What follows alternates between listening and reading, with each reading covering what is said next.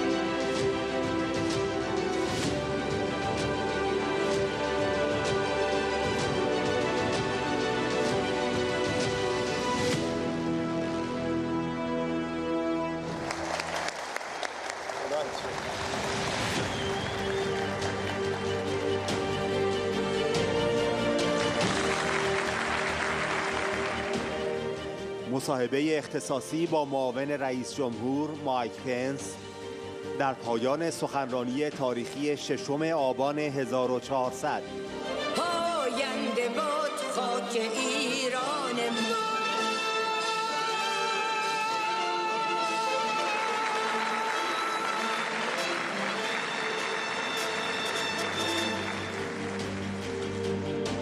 کنفرانس ایران آزاد 2021 در واشنگتن. حسابرسی و محاکمه ابراهیم رئیسی جلاد قتل عام 67 به خاطر ارتکاب جنایت علیه بشریت و نسل کشی، دخالت‌های منطقه‌ای و سرپیچی‌های اتمی. 28 اکتبر 2021.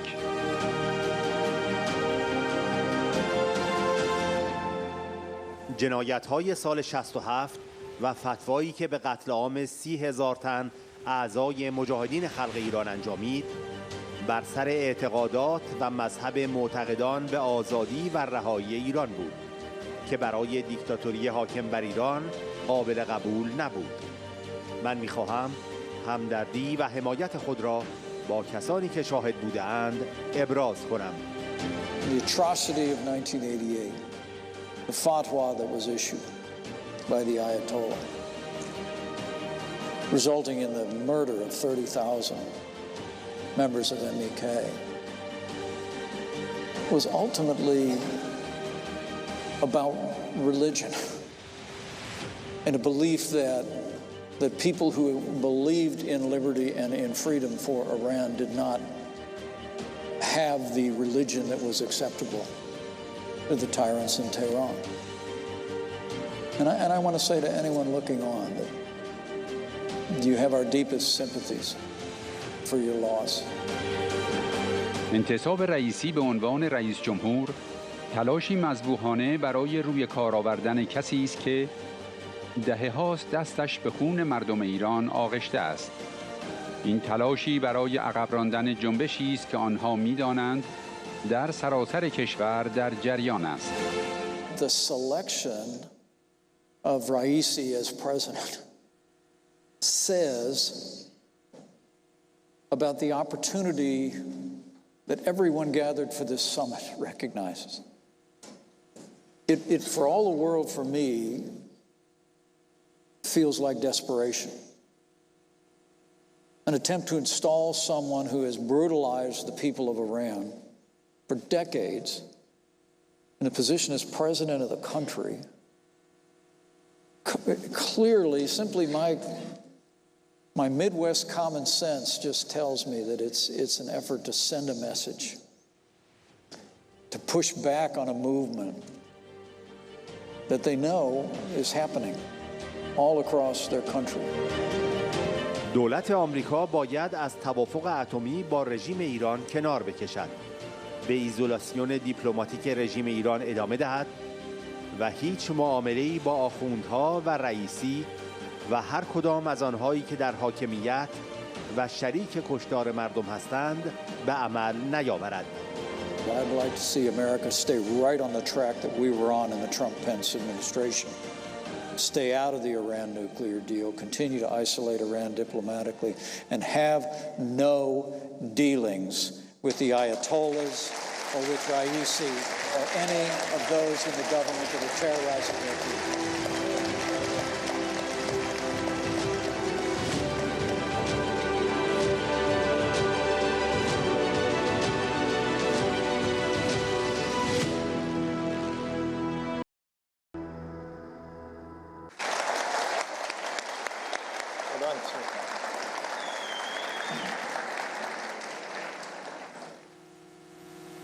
Good afternoon, and thank you for hosting us. It's a great honor to be here with the Iranian American communities. We thank you for your resolve and for your resistance. And before we took the stage today, the Vice President was remarking that hopefully one day we'll be able to join you in a Free Iran Summit in Iran in the very near future.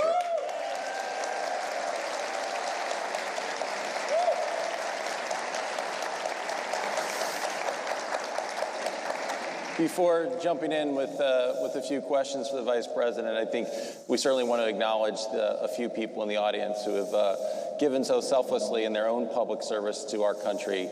Senator Torcelli,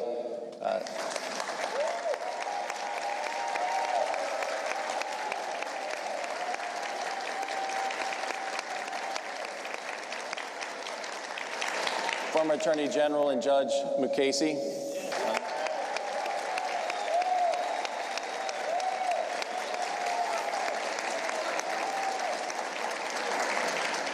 the champion of your cause for many years, Senator Joe Lieberman.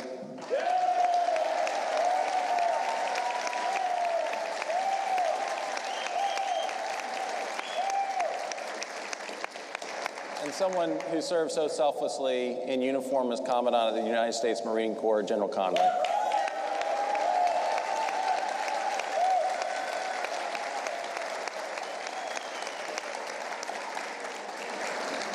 Mr. Vice President, thank you for those remarks. I know the audience clearly enjoyed it, so let me try and keep it going at a fast pace. But clearly the Obama-Biden administration and Trump-Pence administrations had very contrasting approaches to how we deal with Iran. And as you mentioned in your remarks, just this week there are reports of an attempted drone attack on a United States base in Syria by Iran. Can you address the different approaches and why we believe maximum pressure was more effective in isolating Iran? Well, thank you, Mark. And you could give Mark Short a round of applause. He was my chief of staff at the White House.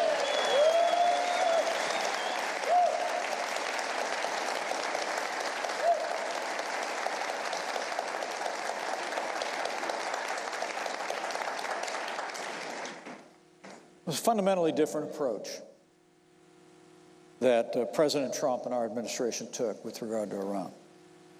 When we came in, Iran had benefited by the Biden-Obama administration's approach, the JCPOA, delivering pallets, literally pallets of cash to the mullahs in Iran, sanctions relief.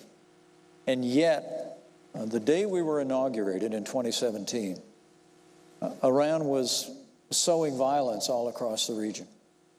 It was almost difficult to count every country where Iran was supporting terrorist activity. And the president's first international trip was to travel to Saudi Arabia and to bring together Arab nations against common cause to confront radical Islamic terrorism in the region. But we all knew from early on that the chief state sponsor of terrorism in the world was Iran. And recognizing that by bringing nations together, committing to a common cause, we need to marry that to action. And so the president made the decision that we put into effect before the end of our first year in office to withdraw from the Iran nuclear deal in its entirety and to issue a whole new range of sanctions, believing that peace follows strength. Let's stay on the JCPOA for just a minute. As I recall, both you and the president received many calls from European leaders asking you to please stay in the JCPOA, and candidly, an intense pressure campaign within the own State Department to say, please stay within. Can you give the audience a little bit more of your observations of that time, what the pressure campaign was like, but also why your administration felt so strongly that this was a correct path to withdraw from JCPOA? Well, to say that every leader in the world opposed us withdrawing from the Iran nuclear deal would be an understatement. I mean, the truth is, I was there for many of those phone calls in the Oval Office. And one leader after another came attempting to persuade the president to change course, to change path. If you'll remember, in the early months of our administration, we created room to see if there would be any change in direction, if there would be a willingness to renegotiate the deal, and when there wasn't, by October we were out. And I think that it is a real testament to President Trump's determination to follow a posture of strength, to confront the malign activity of Iran in the region, to abandon the politics of appeasement toward the Ayatollahs, and also ultimately to keep a promise that we made to the American people and to the world.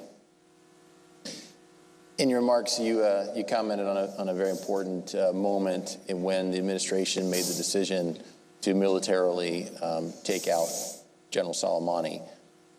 During the Obama years, the United States Department of Defense estimated that General Qasem Soleimani is responsible for the death of more than 500 American servicemen and women.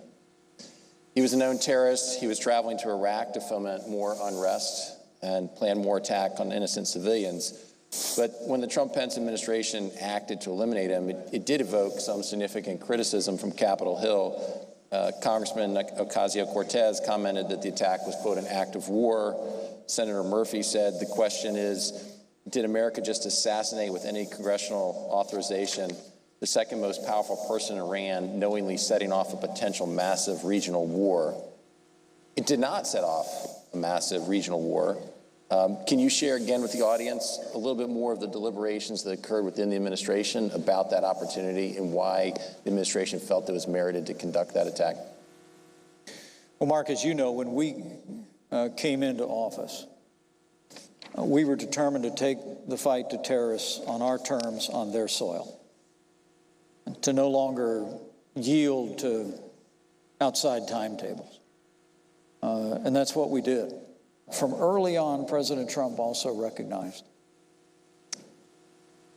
the ongoing threat and the impact that Qasem Soleimani had had.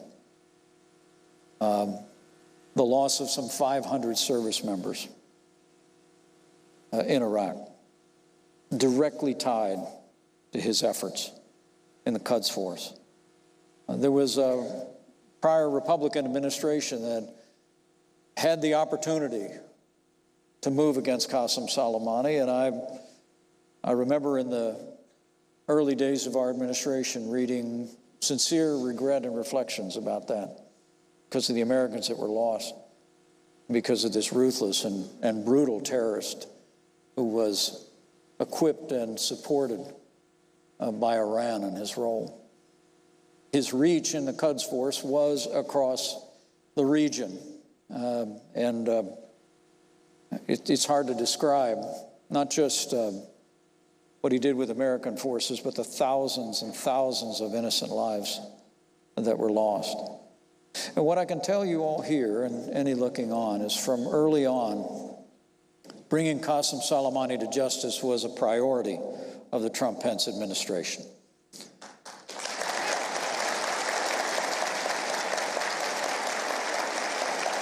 The President and I often took our security briefings together. And from early on, President Trump made it clear that we wanted to know when we would have an opportunity to bring Qasem Soleimani to justice. And when the time came, We received word that Qasem Soleimani was moving across the region, that he was headed in the direction of Baghdad with intentions to organize more attacks on Americans. And I can tell you, I was there hour by hour when that decision was made, was implemented, and our forces acted. And I couldn't have been more proud to serve alongside a president who took down Qasem Soleimani without hesitation and brought him to justice.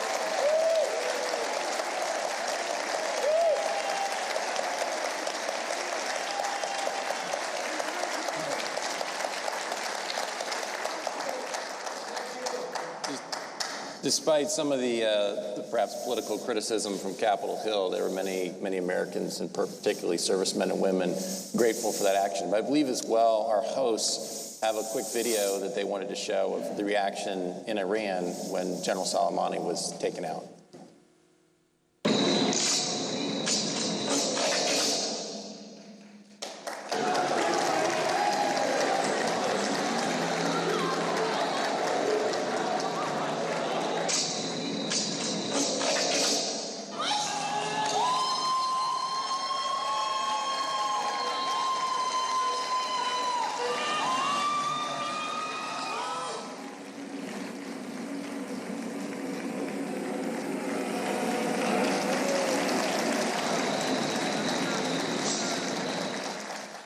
Well, I truly believe that when our administration commenced with the maximum pressure campaign, when we took the fight to ISIS, when we took the action against Qasem Soleimani, when we took down Abu Bakr al-Baghdadi without one American casualty, when Syria crossed a red line,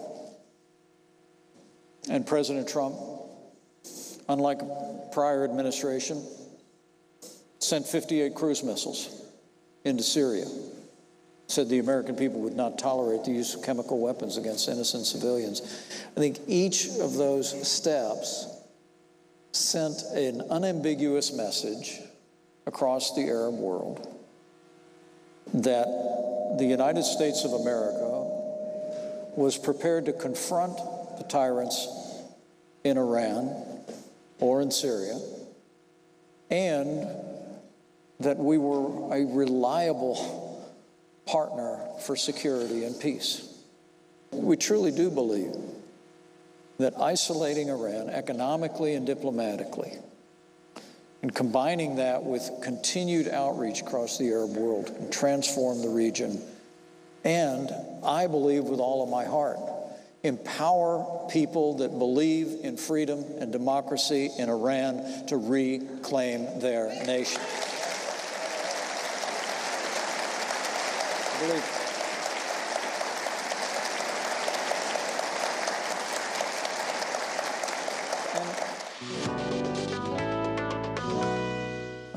I'm a man of Christian faith. And my faith is deeply important to me, as yours is to you. But I've been to the Ur of the Chaldeans, where the ziggurat stands in southern Iraq, where a man named Abraham was called by God to leave his homeland and to travel north. And he said that he was told by God that his descendants would be more numerous than the sand on the shore and the stars in the sky. And there was birthed 3 great religions of the world. And I believe peace is possible for the region and the world on the foundation of that Abrahamic tradition. I believe it, I pray for it, and we work for it all my life.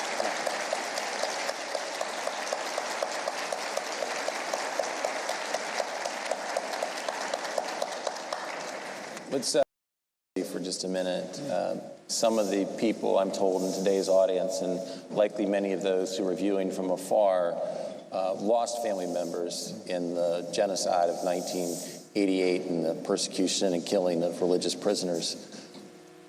Support of religious liberty across the globe was a priority of yours in the last administration. Can you share why that was personally important to you, but also in 2009 when there was a revolution or people protesting, you and Congressman Berman stood up and defended those protests. Can you talk about, in the midst of our kind of polarized environment today, why it was important to work in a bipartisan manner in your relationship with Congressman Berman at the time?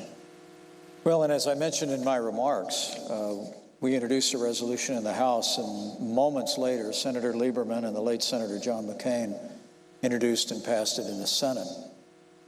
And I think that it's because of a commitment to freedom, especially the freedom of religion. The atrocity of 1988, the fatwa that was issued by the Ayatollah, resulting in the murder of 30,000 members of MEK, was ultimately about religion and a belief that people who believed in liberty and in freedom for Iran did not have the religion that was acceptable to the tyrants in Tehran. And I want to say to anyone looking on that you have our deepest sympathies for your loss in what was many years ago, but probably seems like it wasn't. But it's one of the reasons why this movement, this summit, this gathering is so important. Because ultimately the key for the success of Iran and all that explains the unprecedented prosperity of our nation, now for coming up on 250 years, is freedom. And I just encourage each and every one of you to, with the words that the American people, I believe, will continue to call on our leadership to stand firm against the tyranny, but the people of Iran should know that the American people long for you to have the same freedoms, the freedom of religion, the freedom of speech, the freedom to choose those that will govern your nation as we have throughout these generations.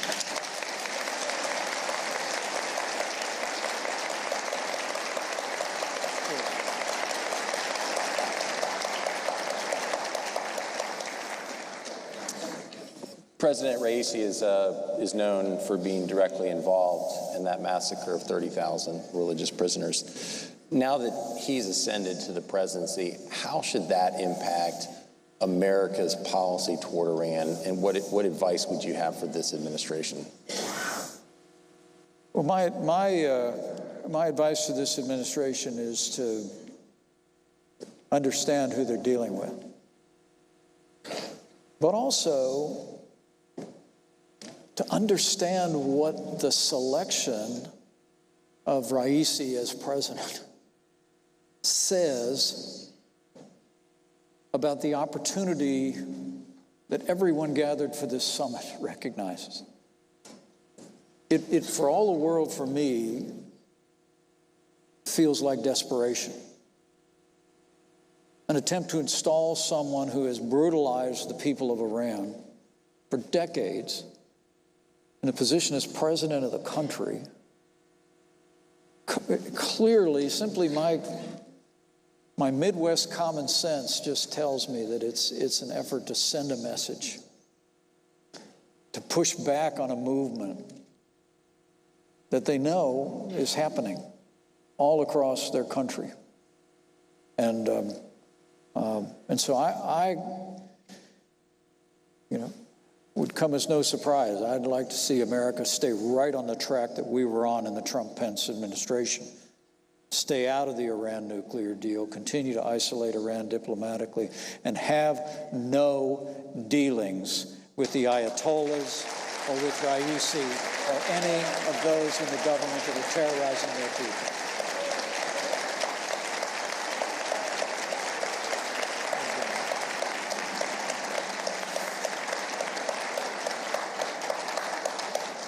Mr. Vice President, we have time for just one more question.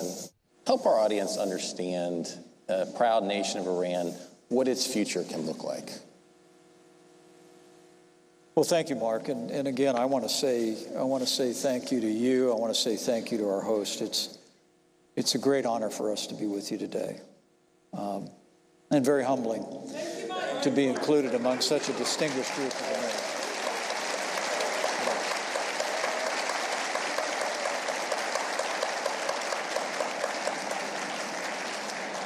You know, I was reading the Bible on the plane on the way from Indiana this morning, and there's a great verse I've long cherished. It says, "Where the Spirit of the Lord is, there is liberty." And I would just say to each and every one of you, I believe with all of my heart that when we make liberty our cause, when we make freedom our cause, when we're defending the unalienable rights that come, as we Americans have said since our founding, not from government, but from our Creator, that we make His work on this earth our own. And I want to say to all of you, keep believing, keep working, keep standing for freedom and a boundless future of prosperity and security and peace for the people of Iran. And know that the American people will be with you, and I believe God will be with you. Thank you very much.